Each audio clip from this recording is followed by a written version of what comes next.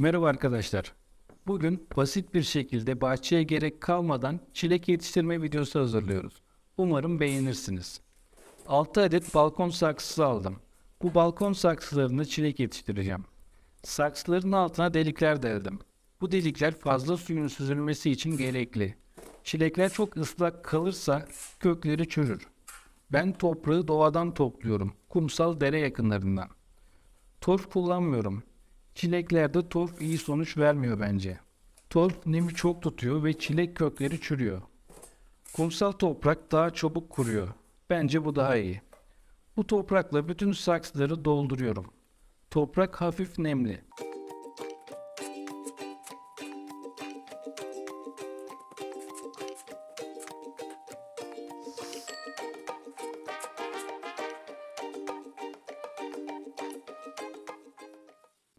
Şimdi daha önceki yıllarda yetiştirilen çilek fidelerini ayırarak daha çok çilek fidesi elde edeceğim.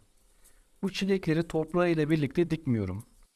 Çileklerin yeni taze köklerini çıkartıp eski kuru yapraklardan ve kuru köklerden temizliyorum. Bu şekilde çilek fidelerin kuruyacağını düşünenler çok. Ama bu şekilde yeni kök atıp normalden daha hızlı yetişiyorlar. Normal saksı çileği bile alsam köklerini kontrol etmeden dikmiyorum. Yeni çıkan çilekleri her yıl temizleyip tek fide bırakıyorum. Yoksa verimi çok düşüyor.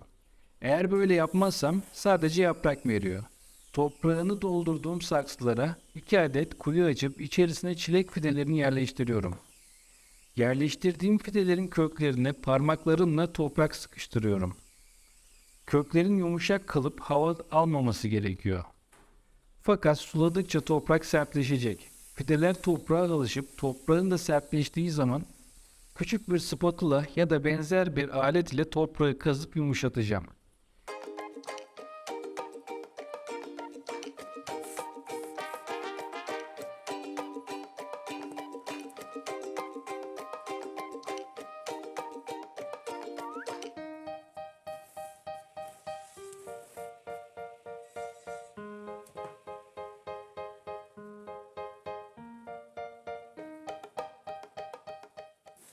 Dikim işlemi bittikten sonra biraz suluyorum. Fakat çok fazla sulamamakta fayda var. Toprak sürekli nemli kalırsa çilek fideleri kök atmaz ve belli bir süre sonra kökleri çürür. Bu ilk başladığım yıllarda çok başıma geldi. Torf kullanıp sürekli sulama yaptığım için bütün fideler çürüdü. Şimdi toprak kurumadan sulamıyorum. Bu fidelere damla sulama yapıp damla damla su vereceğim. Ama sürekli değil. O yüzden kapatabileceğim bir damla sulama sistemi olacak. Bunun için pet şişelerden faydalanacağım.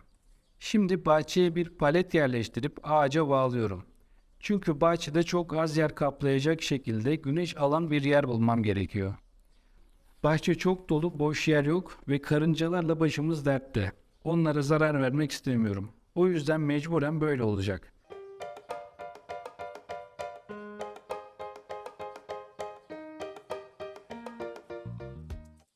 Saksıları teker teker palete asıyorum.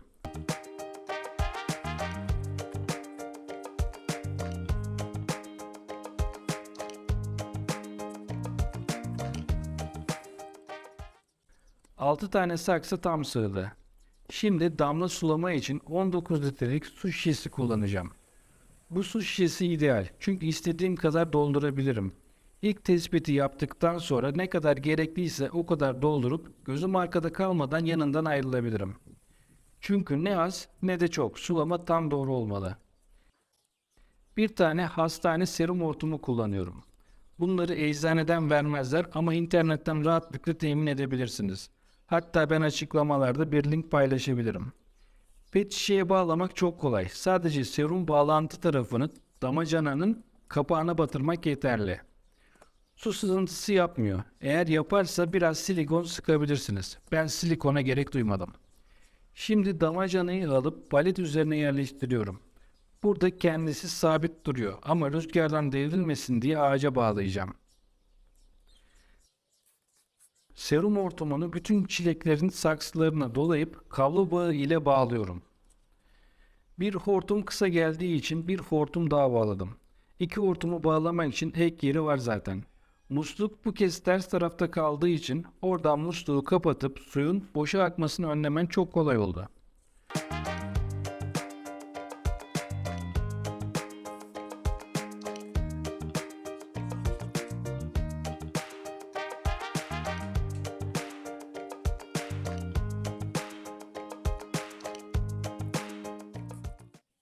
Hortumları yerleştirdikten sonra ince tornavida yardımıyla her saksıdaki iki fidenin ortasından bir delik açıyorum.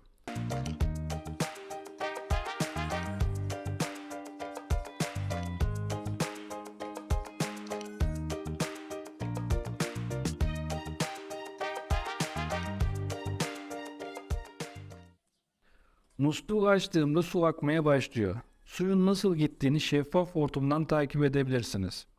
Her saksıda sıkıntısız akıyor. Eğer farklı bir akış olursa tornavida ile az akan noktaları genişletin.